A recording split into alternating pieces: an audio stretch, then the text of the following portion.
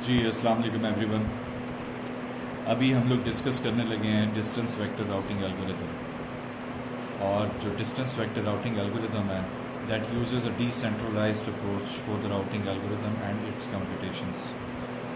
As we all know, जो कि अभी तक हम लोग डिस्कस कर चुके हैं, कि जो डिसेंट्रलाइज्ड एल्गोरिथम होता है उसके अंदर किसी भी राउटर के पास कंप्लीट नेटवर्क टोपोलॉजी की इंफॉर्मेशन नहीं होती। हर राउटर के पास सिर्फ़ और सिर्फ उसके नेबर्स के साथ, जिनके साथ वो डायरेक्टली कनेक्टेड होता है, उनकी इंफॉर्मेशन होती है। तो इनिशियली एक्स के पास यहाँ पर सिर्फ उन्हीं राउटर्स की इंफॉर्मेशन होगी जो कि उसके साथ डायरेक्टली कनेक्टेड है। And same is the case with y के पास सिर्फ इस पाथ की और इस पाथ की इंफॉर्मेशन होगी, और जी के पास इस पाथ की और इस पाथ की इंफॉर्मेशन होगी।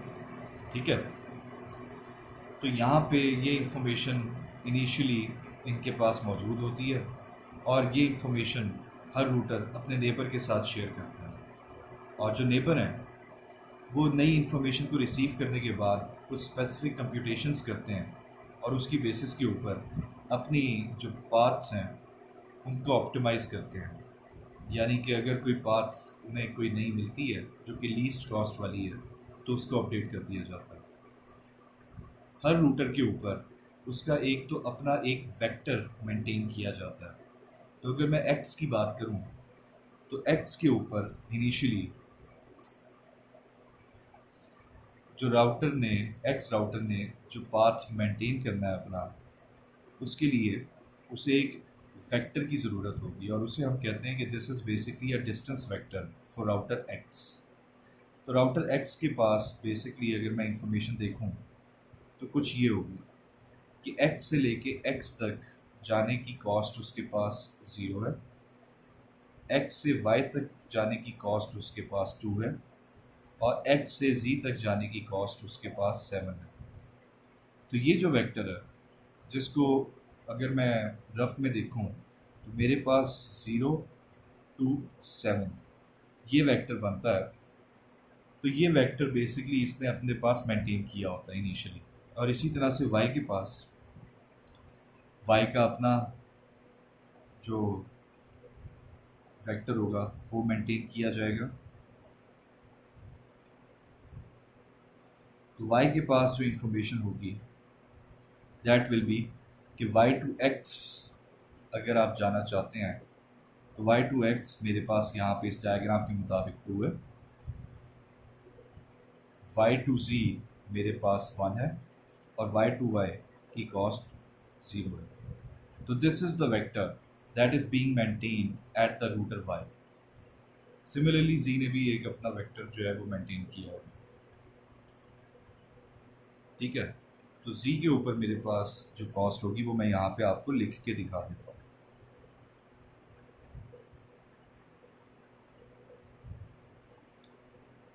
इस वेक्टर के 3 कंपोनेंट्स होंगे, जो कि 3 इसके नोड्स हैं। z टू x की कॉस्ट इनिशियली उसको पता है कि 7 है, और z टू y की कॉस्ट उसके पास 1 है, और z टू z की कॉस्ट उसके पास 0 है। So this is the vector that is being maintained at the node z initially. ठीक है, और इनिशियली कोई भी इंफॉर्मेशन ना तो x के साथ किसी ने शेयर की हुई है, ना y के साथ शेयर की हुई है, और ना ही z के साथ शेयर की हुई है। तो y ने कोई भी इंफॉर्मेशन अपनी इनिशियली शेयर नहीं की हुई, और इसी तरह से z ने भी कोई इंफॉर्मेशन शेयर नहीं की हुई।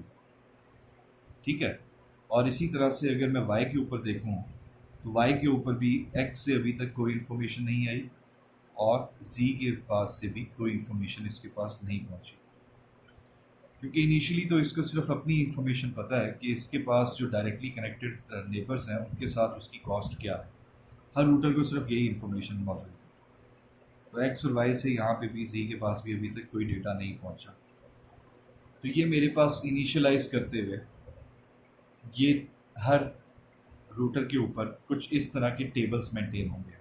ठीक है, और हर टेबल के अंदर उसने वेक्टर्स, एक तो अपना वेक्टर सेफ रखना है, और दूसरा उसने अपनी जो नेबर्स है उनके वेक्टर्स को रिसीव करना है। अभी फ़िलहाल जब मैं पहली इटरेशन की बात करता हूँ, ये मैंने फर्स्ट इटरेशन बनाई है, तो फर्स्ट इटरेशन के ऊपर स्टार्ट में इनिशियली x के पास सिर्फ अपना वेक्टर मौजूद है, y के पास अपना वेक्टर मौजूद है और z के पास इसी तरह से अपना वेक्टर मौजूद है। अब क्योंकि ये मेरे पास नई इंफॉर्मेशन है तो हर रूटर अपने नेबर के साथ जो डायरेक्टली कनेक्टेड है नेबर्स उनके साथ ये इंफॉर्मेशन शेयर करेगा। तो x ये इंफॉर्मेशन y के साथ शेयर करेगा और x की इंफॉर्मेशन z के साथ भी शेयर करेगा, ठीक है। और इसी तरह से y अपनी जो ये वाली इंफॉर्मेशन थी ये x के साथ शेयर करेगा और y अपना दूसरा नेबर z के साथ भी ये इंफॉर्मेशन शेयर करेगा। Same is the case with z। तो z के पास जो इंफॉर्मेशन थी that was its own vector 710, this will be shared with its neighbours which are directly connected to it.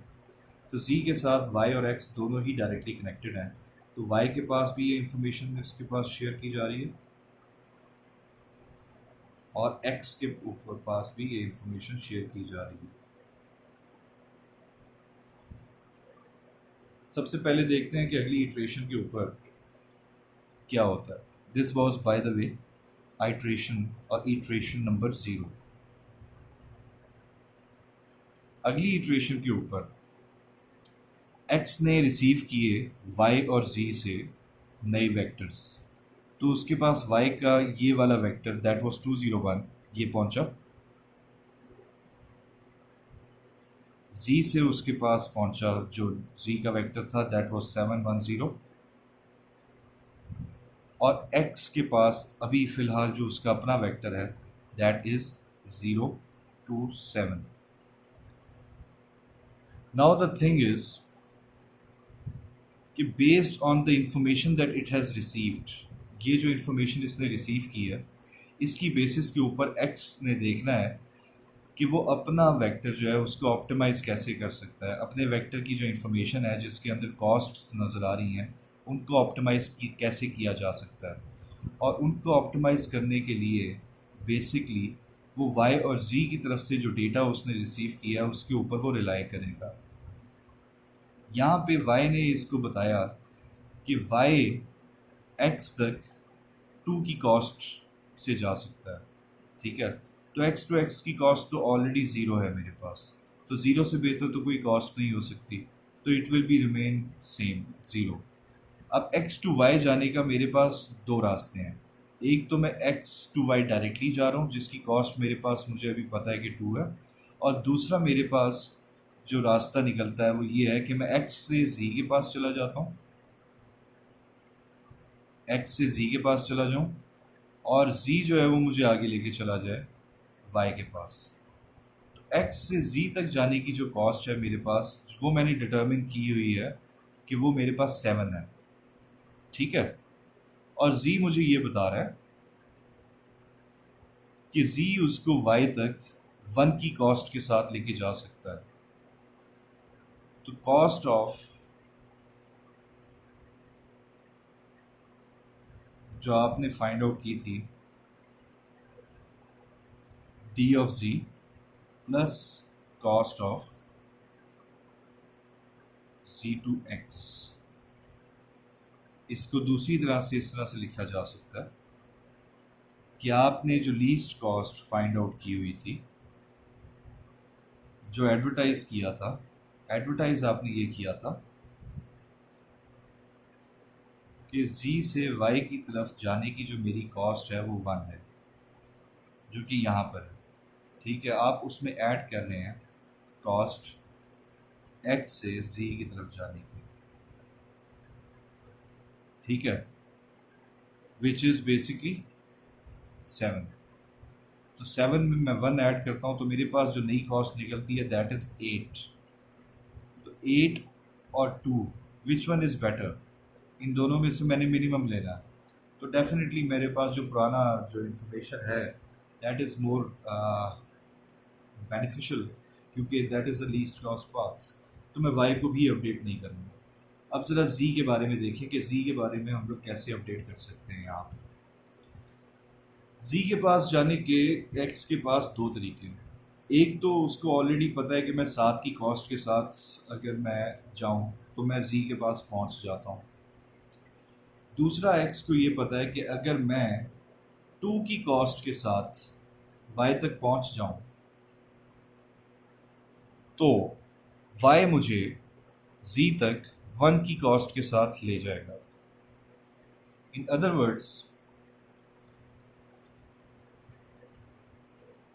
Words मैं यहाँ पे लिखता हूँ कि अगर मैं x से y तक पहुँच जाता हूँ तो y ने मुझे एडवर्टाइज किया हुआ है कि वो मुझे z तक ले जाएगा एक स्पेसिफिक कॉस्ट के साथ, which cost is basically 1 as per the distance vector that was shared with it before this iteration. और जो कॉस्ट है मेरे पास x टू y की, दैट इज बेसिकली 2। तो मेरे पास जो कॉस्ट निकली दिस इज 3। ठीक है, पुरानी कॉस्ट मेरे पास थी 7 और जो नई कॉस्ट है वो मेरे पास है 3। इन दोनों में से मैंने मिनिमम वैल्यू देखनी है। मेरे पास जो इसमें से मिनिमम वैल्यू है वो है 3 की, तो obviously this is better than the old value. तो मैं अपने वेक्टर को यहाँ पे अपडेट कर लूँगा और यहाँ पे मैं 7 को काटूँगा और यहाँ पर बेसिकली इसको अपडेट करके मैं 3 कर दूँगा। तो इस दफ़ा x ने अपना वेक्टर जो है वो चेंज कर लिया है। डिस्टेंस वेक्टर एल्गोरिथम ये कहता है कि whenever there is a new information or an information based on which you have changed your distance vector, you will advertise it। ठीक है, you will advertise it to the rest of the neighbors। तो ये क्योंकि मेरे पास अब जो इसका नया वेक्टर बन रहा है वो चेंज हो गया है। पहले मेरे पास वेक्टर था 0 to 7 का, अब मेरे पास जो वेक्टर है दैट इज 0 to 3। तो 0 to 3 is the new vector। This will be advertised to its neighbors and the neighbors are y and c। तो डेफिनेटली ये मेरे पास इंफॉर्मेशन इससे अगली आइट्रेशन के लिए y के पास भी पहुंचेगी और z के पास भी पहुंचेगी। ठीक है, तो y के पास भी पहुंच रही है और z के पास भी पहुंच रही है। ये तो मेरे पास नोड x के ऊपर कंप्यूटेशन होगी। अब कंकरेंटली मेरे पास at the same time y के पास भी 2 वेक्टर्स पहुंचे थे। y के पास एक x का वेक्टर पहुंचा था यहाँ से, दैट वाज 0 to 7, और एक z का वेक्टर पहुंचा था नीचे से, दैट वाज 7 1 0, ये वाला। और y का जो अपना वेक्टर था दैट वाज 2 0 1। तो ये x का वेक्टर पहुंचा हुआ है, ये z का वेक्टर पहुंचा हुआ है, ये y का अपना वेक्टर है, और हर वेक्टर के अंदर जो एलिमेंट्स हैं उनको मैं ऊपर कॉलम के अंदर इस तरह से डिसाइड कर रहा हूँ। तो मेरे पास बेसिकली ये टेबल कुछ इस तरह का बन रहा है। Now based on this information and this information here, x और z से जो नई इंफॉर्मेशन मुझे रिसीव हुई है उसकी बेसिस के ऊपर मैं यहाँ पे दोबारा से रिकम्प्यूट करूँगा अपने y के डिस्टेंस वेक्टर को, and I will try to find out कि if there is basically a better path that is available for the rest of the neighbors। ठीक है, तो यहाँ पे आप लोग कंप्यूट करेंगे तो आप देखेंगे कि there will be no change and y, the node y will basically maintain this vector। तो ये क्योंकि अब चेंज नहीं हुआ, तो if there is no change, if there is no information, तो this is not going to get advertised for the next iteration। तो y मेरे पास यहाँ पे iteration के लिए आगे फॉरवर्ड नहीं करेगा इसको। ठीक है, या आप लोग खुद कंप्यूट कीजिएगा बेस्ड ऑन जिस तरह से मैंने अभी यहाँ पे x के लिए कंप्यूट किया था उस तरह से, और मैं आपको दोबारा से भी z के ऊपर कंप्यूट करके दिखा दूंगा। If you have any confusion तो ये जो z के ऊपर कंप्यूटेशंस हैं ये आप लोग ज़रा गौर से देखिएगा। अब z के पास 2 वेक्टर्स पहुंचे थे, एक x से वेक्टर पहुंचा था और एक y से वेक्टर पहुंचा था पिछली आइट्रेशन से। x के पास से जो वेक्टर इसके पास पहुंचा था इस स्टेप के ऊपर, दैट वाज 0 to 7, और z के पास जो y का वेक्टर पहुंचा था दैट वाज 2 0 1, और z का जो अपना वेक्टर था दैट वाज 7 1 0।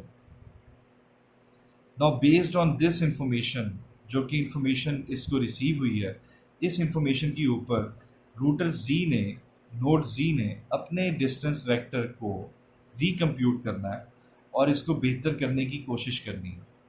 ठीक है, तो ज़रा देखते हैं कि z के पास अब क्या ऑप्शंस हैं x तक जाने के लिए। एक तो z के पास जो पुरानी ऑप्शन जो उसने एडवर्टाइज की हुई है दैट इज़ कि मैं 7 की कॉस्ट के साथ x तक पहुंच सकता हूं। अब मैंने ये देखना है कि क्या मुझे इससे बेहतर कोई वैल्यू मिलती है या नहीं मिलती।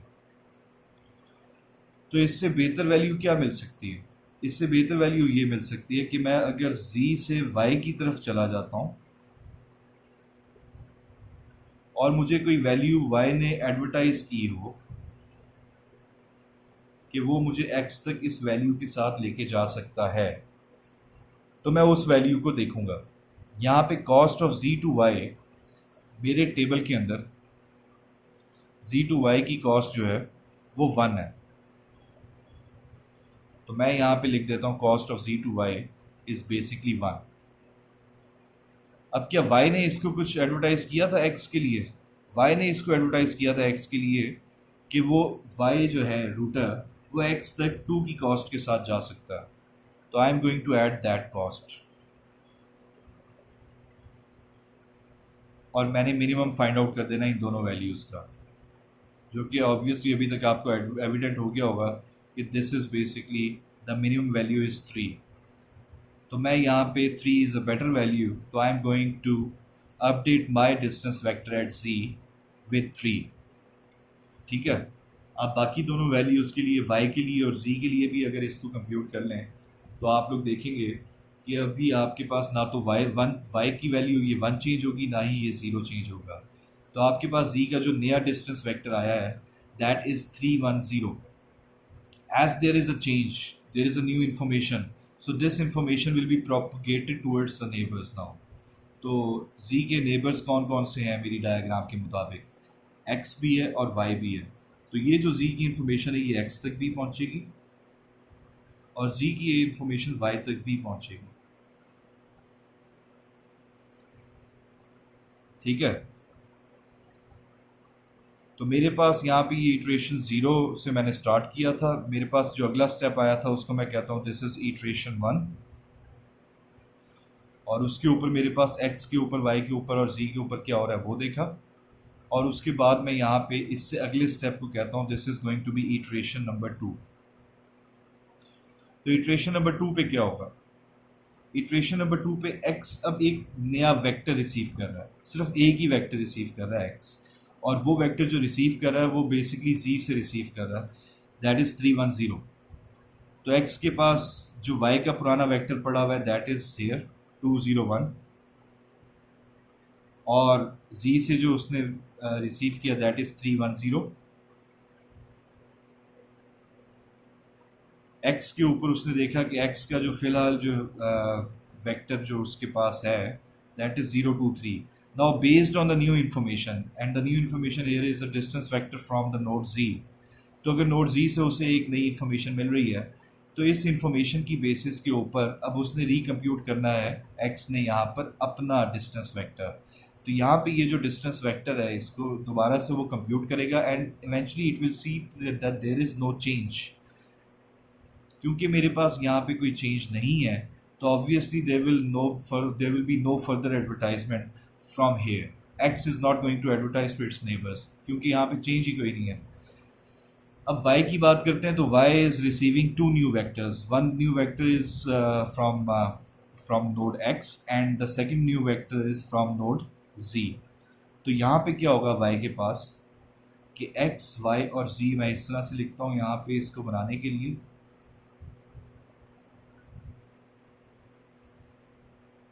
x से जो उसे नया वेक्टर मिला है दैट इज 023, और z से जो उसे नया वेक्टर मिला है दैट इज 310, और y का जो अपना वेक्टर है दैट वाज 201।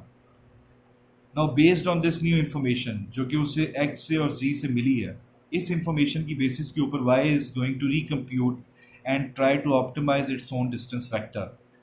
यहाँ पे अभी अगर आप लोग देखेंगे तो फर्दर चेंजेस नहीं होंगी, ठीक है, बेस्ड ऑन द कंप्यूटेशंस जो कि अभी हमने की हैं। ठीक है, तो क्योंकि चेंजेस यहाँ पे नहीं होगी तो ये भी फर्दर एडवर्टाइज नहीं करेगा। और इसी तरह से अगर z की बात की जाए तो z is going to receive just new one vector from node x from the last iteration. तो यहाँ पे x से उसको जो वेक्टर मिला that is 0 2 3.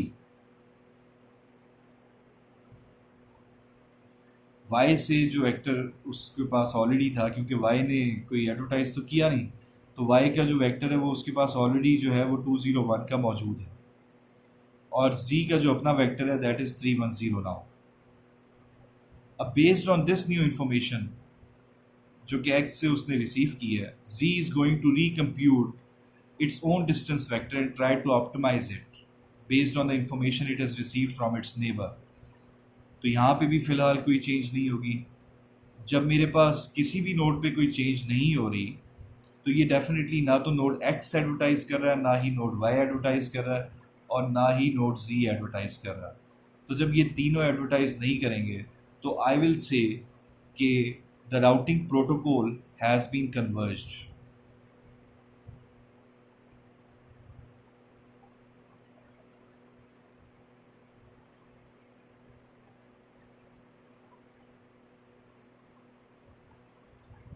In other words, the least cost paths have been found out. ठीक है, कैसे फाउंड आउट हो गई हैं? मुझे अब यहाँ पे अगर मैं x का डिस्टेंस वेक्टर देखूँ, अब x ने ये इन्फॉर्मेशन मेंटेन की हुई है फाइनली, तो x का जो डिस्टेंस वेक्टर अगर मैं देखूँ तो x से x की जो कॉस्ट है दैट इज़ 0, x से y की कॉस्ट इज़ 2 और x से z की कॉस्ट इज़ 3. मैं डायग्राम के अंदर जाके देखता हूँ तो डायग्राम तो इतनी आसान थी कि आप लोग वैसे तो ये एग्जांपल सॉल्व करने से पहले ही देख पा रहे थे कि आपके x से z तक जाने के लिए जो दो पाथ हैं, एक पाथ ये 7 कॉस्ट वाली और एक पाथ मेरे पास x से y चला जाऊँ 2 और यहाँ से आगे चला जाऊँ 1, तो टोटल कॉस्ट यहाँ पे 3 आती है.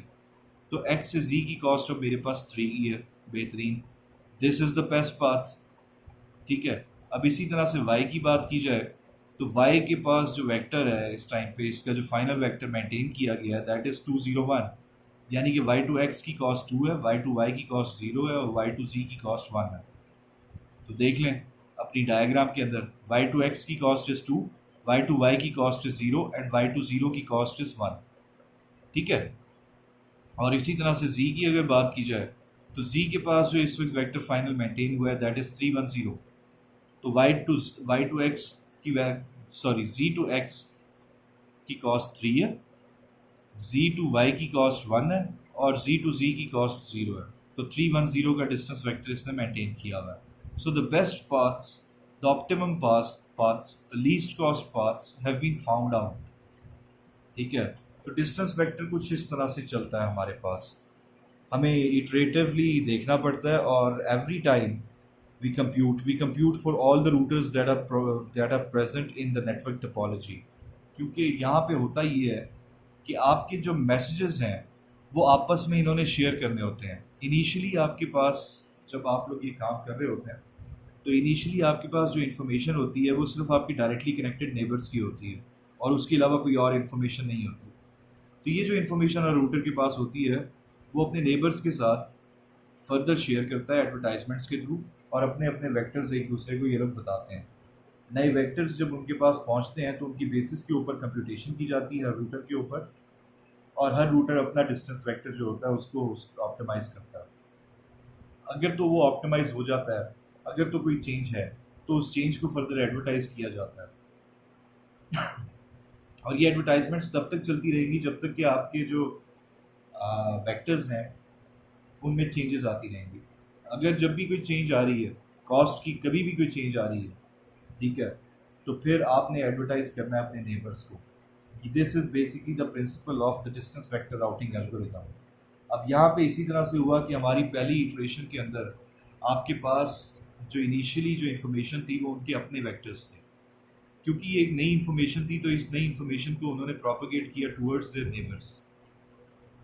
ठीक है, हर नेबर ने बेसिकली वेक्टर्स रिसीव किए और उन वेक्टर्स की बेसिस के ऊपर अपने अपने जो वेक्टर्स हैं उनको रिकम्प्यूट किया और ये देखा कि क्या वो बेहतर हो सकते हैं या नहीं हो सकते.